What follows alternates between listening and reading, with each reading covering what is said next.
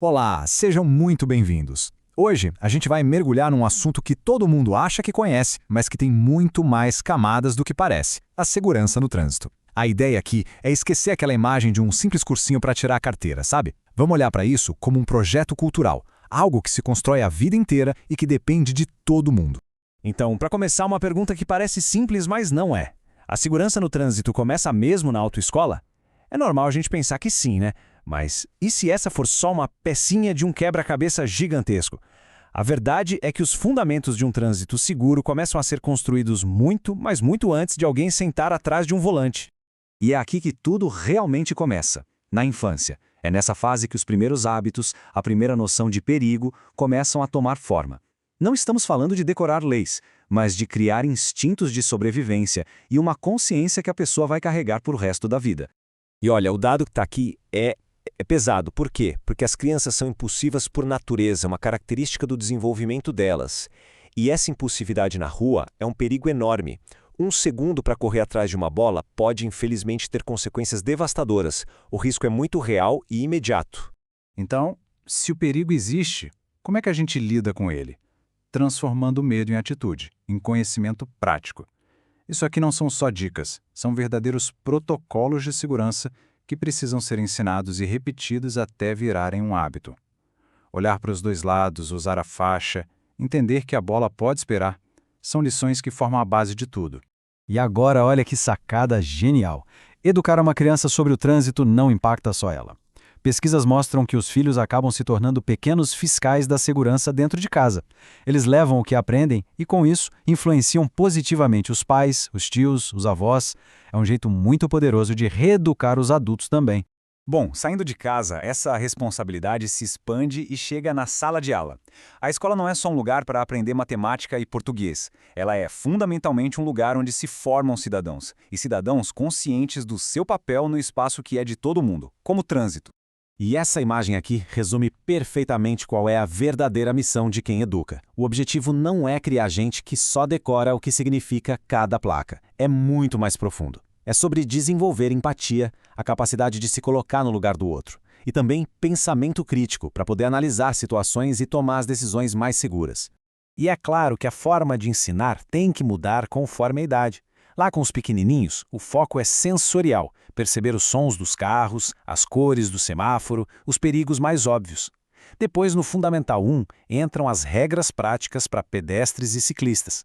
Mais para frente, o papo evolui para ética, primeiros socorros, até chegar no ensino médio, com uma preparação mais crítica para a hora de tirar a habilitação. Ok, já falamos de casa, da escola, mas e o resto da sociedade? Como é que essa mensagem chega para todo mundo? É aí que entram as campanhas de conscientização e, claro, o processo para tirar a carteira de motorista. E o que faz uma campanha de trânsito dar certo de verdade? Uma palavra: relevância. A mensagem precisa ser feita sob medida, pensando no público e na realidade daquele lugar. Uma campanha genérica, que tenta falar com todo mundo, acaba não falando com ninguém. Mas uma campanha direcionada, essa sim pode mudar comportamentos. E o processo de habilitação, é importante entender que ele não é um ponto final, sabe? É um ciclo.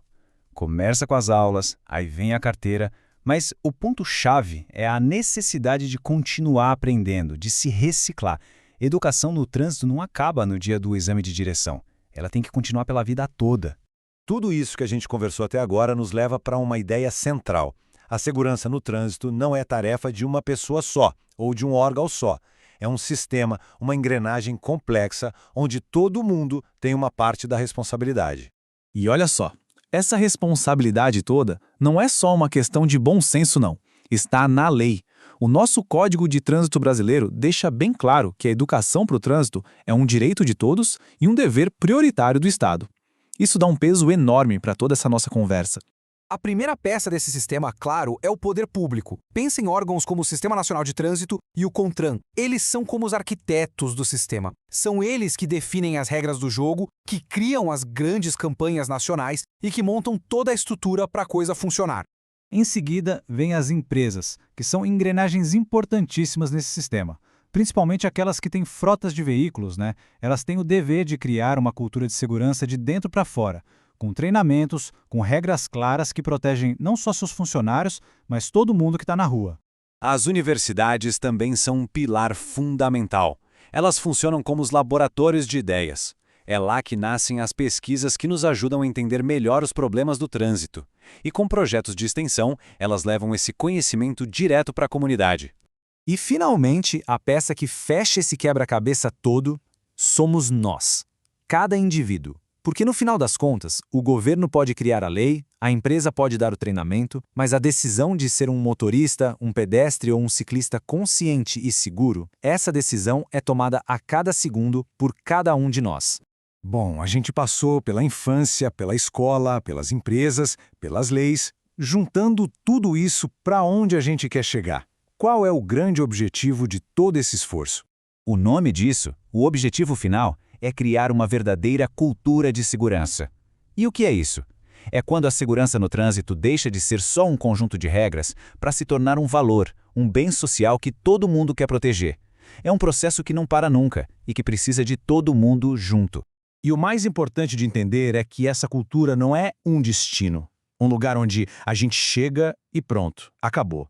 É uma jornada constante que depende de educação, de muito respeito e principalmente de cuidado um com o outro. E para fechar, fica aqui uma reflexão. A gente viu que a responsabilidade é de todos, desde as grandes instituições até o menor gesto de cada pessoa na rua.